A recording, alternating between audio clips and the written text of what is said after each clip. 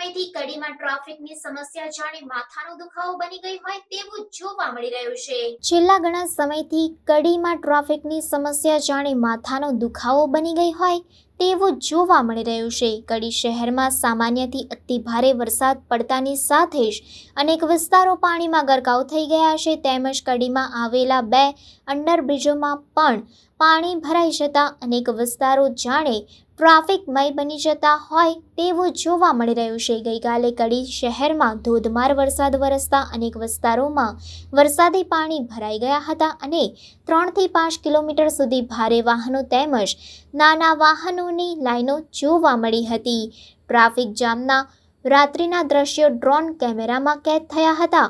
કડી પંથકમાં ગઈકાલે બપોર બાદ એકાએક વાતાવરણમાં પલટો આવ્યો હતો અને પવનના સુસવાટા તેમજ વીજળીના કડાકા ભડાકા સાથે વરસાદે રમઝટ બોલાવી હતી, જ્યારે 1.5 ઇંચ વરસાદ ખાબકતાની સાથે જ અનેક વિસ્તારોમાં પાણી ભરાઈ ગયા હતા। કડીમાં સામાન્ય વરસાદ પડે કે અતિ ભારે વરસાદ પડે તરત જ અનેક વિસ્તારોમાં પાણી ભરાઈ જાય છે અને તેના કારણે ટ્રાફિક જામ થઈ જાય છે।